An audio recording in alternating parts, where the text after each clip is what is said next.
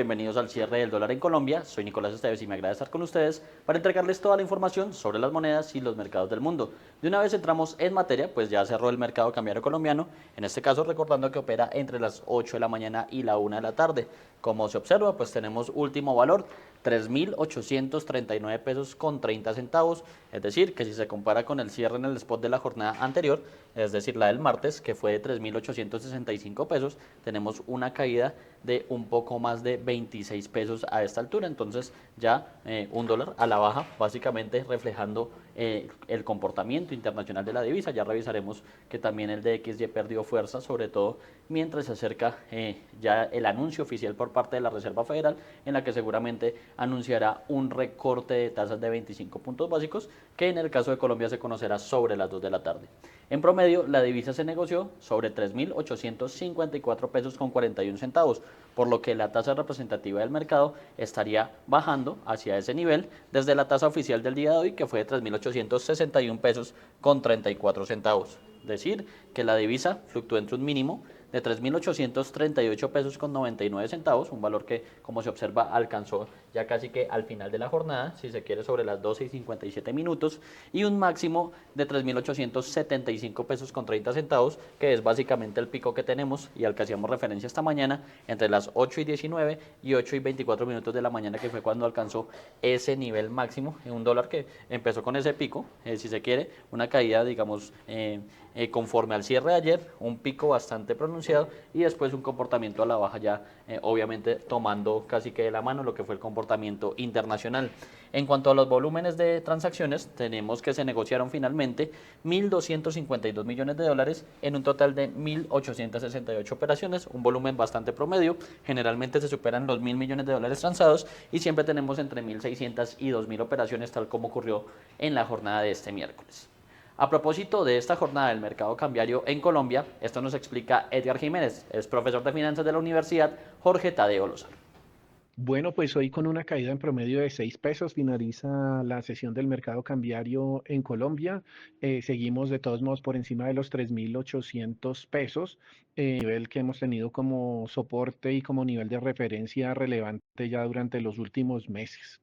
El mercado internacional hoy relativamente tranquilo, previos pues a noticias relevantes de política monetaria.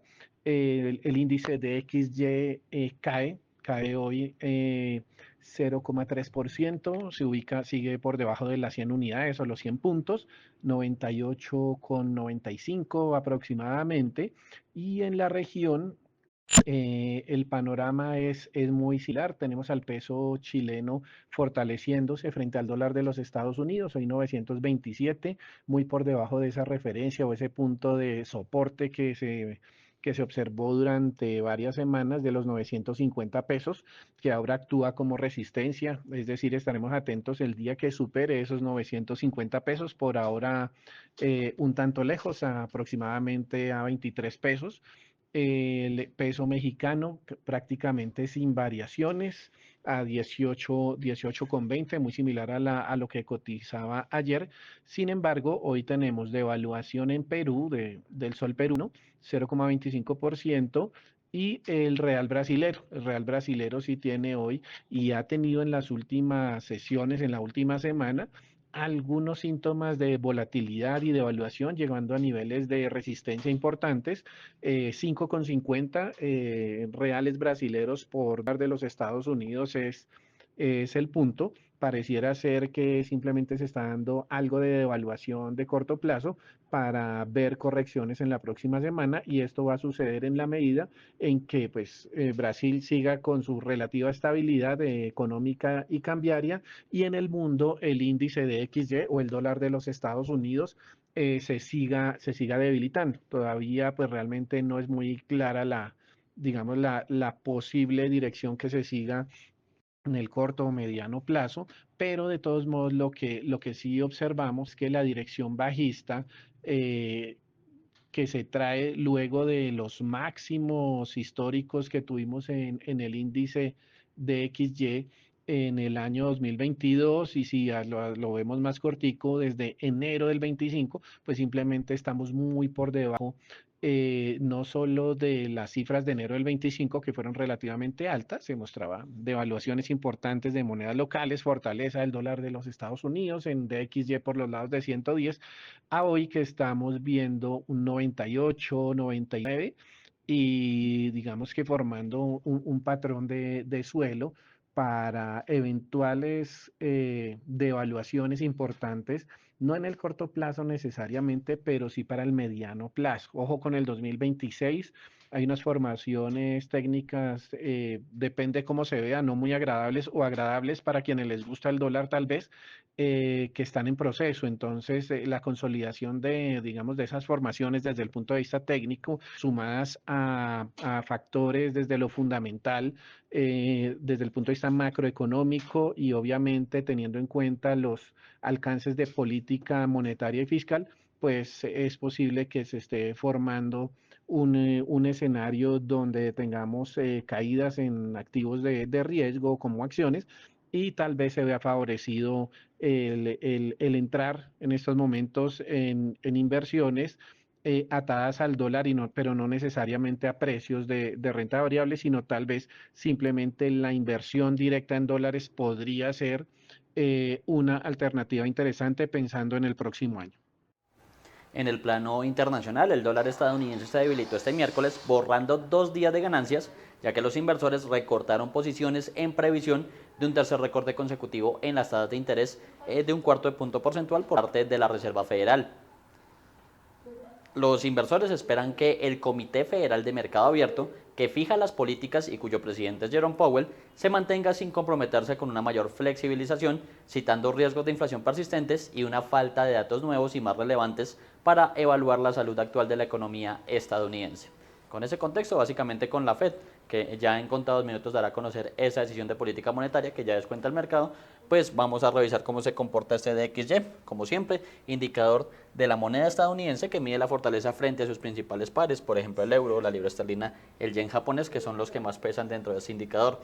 De momento, y a la espera de esa decisión, cae 0,12%, sigue teniendo pérdidas como se registraba desde esta mañana y parcialmente se ubica en 99,12 puntos durante el día, incluso tuvo unos picos, si se quiere, más bajos este DXY, es decir, que ha recortado algo de las pérdidas, pero finalmente ya cuando se tome esa decisión pues va a cerrar perdiendo el día frente a sus principales pares. Ahí lo que les contábamos era que básicamente esta debilidad internacional se trasladó también al plano local, que a nivel Colombia, pues solo teníamos como referencia un poco las repercusiones del hundimiento de la reforma tributaria 3.0 del gobierno Petro, que también lo informamos en la jornada anterior aquí en primera página, y pues básicamente era lo que podía ocasionar algo de ruido en el mercado cambiario, que básicamente también estaba siguiendo todo lo que sucedía en el plano internacional en materia de datos de empleo ayer en territorio estadounidense, y pues con el foco en lo que será esa decisión importante sobre las 2 de la tarde del Banco Central de los Estados Unidos. Les cuento, por otro lado, que la presidenta de México dijo que confía en lograr un acuerdo con su par estadounidense Donald Trump, quien amenazó con aranceles a su vecino si no le suministra más agua en virtud de un acuerdo de distribución. La presidenta de México, Claudia Sheinbaum, confía en alcanzar un acuerdo con su par estadounidense Donald Trump, quien amenazó con aranceles del 5% sobre productos mexicanos si su vecino no le suministra más agua en virtud de un acuerdo de distribución de 1944. Ese tratado consiste en que Estados Unidos comparte agua del río Colorado a cambio de agua del río Bravo, que atraviesa la frontera común. Yo estoy convencida que, como en otras ocasiones, vamos a llegar a un acuerdo para beneficio de Estados Unidos y para beneficio de México. Trump llamó a México a proporcionar más de 200 millones de metros cúbicos de agua a Estados Unidos para finales de año, o enfrentar un arancel adicional de 5% sobre los productos mexicanos. El tratado obliga a Estados Unidos a enviar cada año 1.850 millones de metros cúbicos de agua del río Colorado a México, y México debe enviar a Estados Unidos 432 millones de metros cúbicos de agua del río Bravo, llamado Río Grande del lado estadounidense. Sin embargo, México está retrasado con su compromiso y acumula un déficit de más de 1.000 millones de metros cúbicos en los últimos 5 años, según ambos países. Ambos defendemos, evidentemente, a nuestra población, pero hay un tratado, hay que cumplir con el tratado. de acuerdo a la cantidad de agua que existe y a la cantidad de agua que se puede llevar por los ductos. El gobierno mexicano ha dicho que el retraso se debe a una sequía extraordinaria en los años 2022 y 2023. Sheinbaum aseguró que lo que hay es la mejor voluntad para poder entregar la cantidad de agua que se debe de años anteriores, de acuerdo con lo que se dice en el tratado, y por supuesto garantizándole el agua a México. La mandataria mexicana anunció que sostendría una reunión el martes con autoridades estadounidenses sobre el tema. A los Estados Unidos. Bueno, bien les cuento que los candidatos a la presidencia de Chile, José Antonio Kast y Janet Jara, mantuvieron su debate final antes de las elecciones del 14 de diciembre, a las que el ultraderechista llega como favorito. Último debate en Chile antes del balotaje presidencial del domingo. Las propuestas sobre seguridad y migración volvieron a centrar el intercambio entre el ultraderechista José Antonio Kast y la izquierdista Janet Jara. Kast, que promete deportar en masa a migrantes indocumentos, lidera los sondeos con una intención de voto de entre 55 y 60%.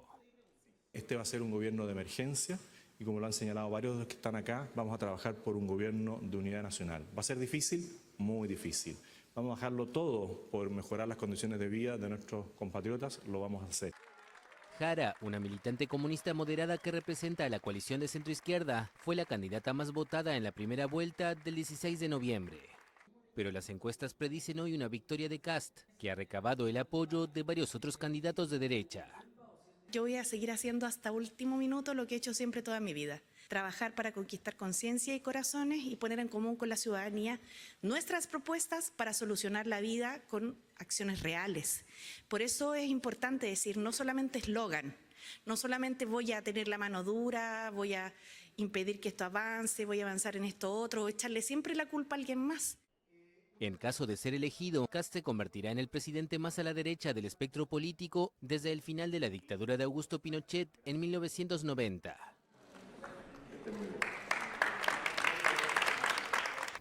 Bueno, y como les contábamos, el DXY sigue profundizando sus pérdidas, digamos, a nivel internacional. Ya vemos que opera incluso por debajo de ese nivel clave de 99 puntos, ya con una caída mucho mayor del 0,29%. Entonces, así, se ubica en 98,95 puntos. Está alcanzando entonces, como se observa en la gráfica, mínimos desde el pasado 4 de diciembre. También, obviamente, está muy cerca a esos mínimos que mostró de los últimos 5 meses, de las últimos 5 semanas, refiriéndonos al 28 de octubre específicamente, y pues todo esto en la antesala de esa decisión de política monetaria que decimos, y pues es la gran referencia del mercado para la jornada e incluso para la semana. Continuando en los mercados de los Estados Unidos, yo les cuento que los rendimientos de los bonos del Tesoro estadounidense cayeron durante este miércoles, ya que los inversores esperaban con entusiasmo la decisión sobre las tasas de interés de la Reserva Federal, que se producirá en contados minutos. Está previsto que el Comité Federal de Mercado Abierto concluya su reunión de 2 días más tarde y se espera ampliamente que anuncie un recorte de la tasa de interés. Esta será su última reunión del año. Según la herramienta FedWatch, los operadores estiman actualmente una probabilidad de aproximadamente el 90% de un recorte de un cuarto de punto porcentual en un rango, en este caso, del 3,50 al 3,75%. El sentimiento sigue dividido entre los miembros del comité, especialmente porque algunos están a favor de los recortes para evitar una mayor debilidad del mercado laboral, mientras que otros, responsables en este caso de las políticas, creen que otro recorte podría empeorar la inflación. El término recorte hawkish que ha definido esta reunión se refiere a las expectativas de que la Fed reducirá las tasas de interés, pero lo señalará que no las bajará nuevamente por un tiempo. Los inversores también seguirán de cerca los comentarios del presidente de la Reserva Federal, Jerome Powell, en su conferencia de prensa posterior a la reunión en busca de pistas sobre futuras decisiones de política monetaria. En ese contexto, para revisar cómo se comporta la deuda pública estadounidense, vamos a revisar rápidamente el bono del Tesoro a 10 años, que como siempre recordamos, es un indicador de la salud de la economía estadounidense en el nivel internacional.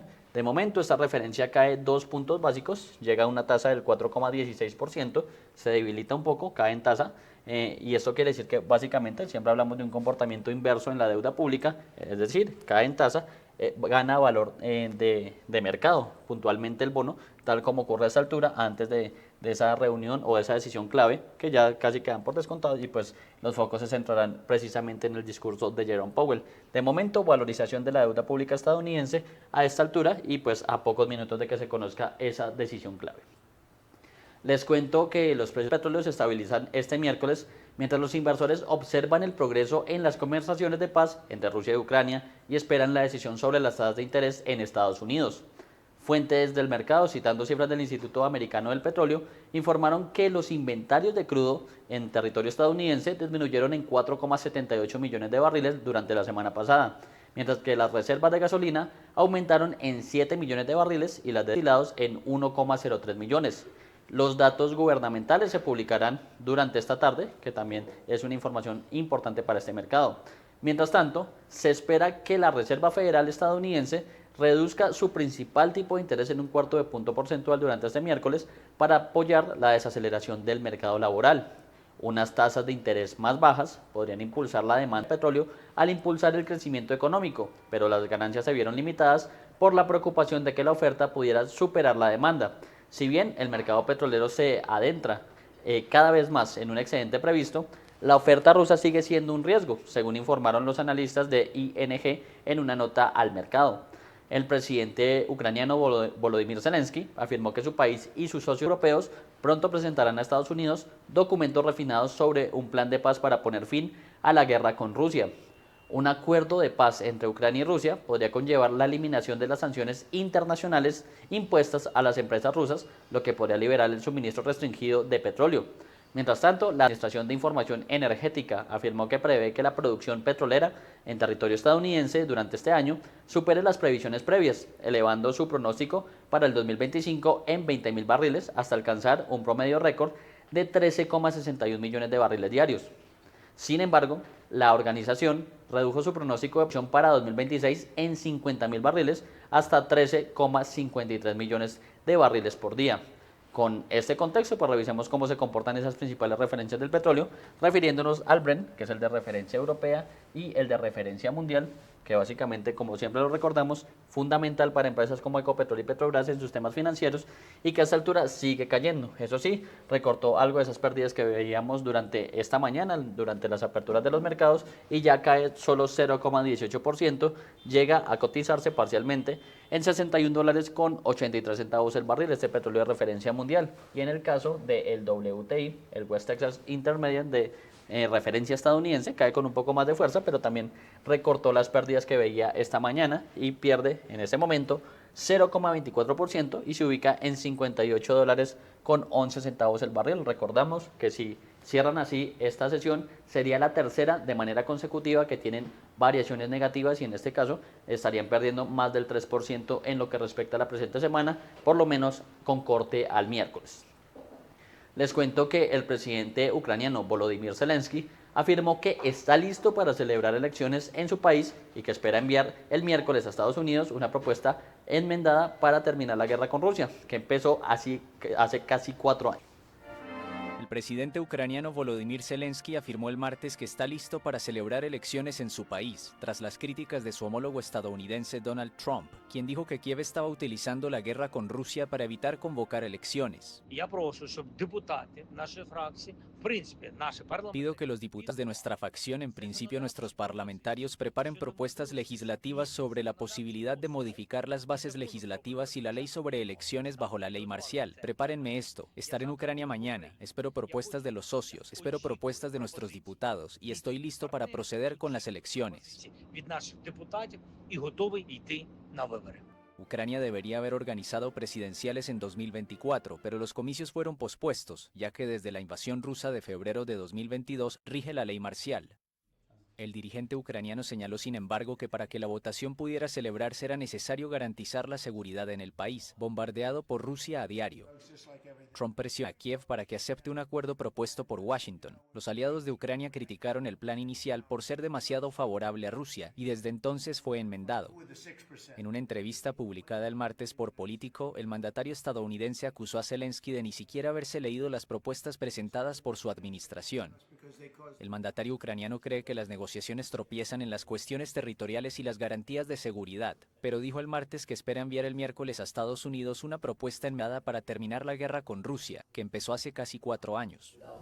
Zelensky viajó los últimos días a varias capitales europeas para elaborar una respuesta al plan estadounidense. El lunes se reunió con dirigentes europeos en Londres y Bruselas y el martes tuvo un encuentro con el Papa León XIV y la primera ministra italiana Giorgia Meloni.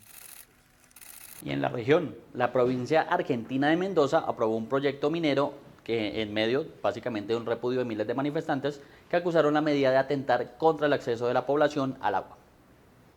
La provincia argentina de Mendoza aprobó un proyecto minero el martes en medio del repudio de miles de manifestantes que acusaron la medida de atentar contra el acceso de la población al agua. Tras la votación de los diputados, el Senado de Mendoza, 1000 kilómetros al oeste de Buenos Aires, aprobó un paquete de propuestas de explotación minera de cobre y oro. En la capital provincial del mismo nombre, los manifestantes se congregaron en torno a la legislatura y escucharon el debate en vivo. Un grupo de manifestantes de organizaciones sociales y partidos políticos recorrieron en caravana unos 100 kilómetros desde Uspallata, epicentro del principal proyecto minero. Apodado San Jorge, el proyecto de Uspallata, cerca de la frontera con Chile, prevé una mina de cobre a cielo abierto con una inversión de más de 500 millones de dólares. Y quise decirle no a San Jorge, sobre todo por las generaciones futuras, porque entiendo que va a contaminar toda la cuenca norte del río Mendoza. Le digo no a San Jorge porque no hay licencia social. Como trabajadora social y cientista social lo sé de manera fehaciente. El proyecto cuenta con el apoyo del gobernador provincial Alfredo Cornejo, aliado político del presidente Javier Milei, y su declaración de impacto ambiental fue aprobada por amplia mayoría en ambas cámaras. San Jorge ha generado resistencias en el terreno y en las últimas semanas se produjeron manifestaciones en localidades como Uspallata, San Carlos, Lavalle y la capital provincial Mendoza. Milei ha manifestado en varias ocasiones su voluntad de convertir el país en una potencia exportadora de cobre, siguiendo el ejemplo de su vecino Chile, primer productor mundial con reservas superiores a las de Argentina. En este contexto, el presidente Milei busca presentar al Congreso Nacional una reforma a la ley de glaciares, que tiene por objeto dar más libertad a las provincias para avanzar en proyectos mineros. Según la Cámara de Empresas Mineras, Argentina podría triplicar sus exportaciones de cobre de unos 4.600 millones de dólares en 2024 para 2032. Les cuento que el dólar en su modalidad Next Day opera con relativa estabilidad, apenas son centavos de diferencia si se compara el Next Day versus el Spot. Obviamente esto a la espera de esa reunión, de esa decisión clave mejor de la Reserva Federal, que ya se conocerá sobre las 2 de la tarde. Posteriormente a las 2:30 ya tendremos la conferencia de prensa de Jerome Powell, que básicamente será lo que defina las perspectivas del Banco Central en torno a sus movimientos en 2026, entonces muy atentos. Por ahora, con esta información llegamos al final de este espacio, esperamos que sigan conectados aquí en Primera Página, el canal de los negocios.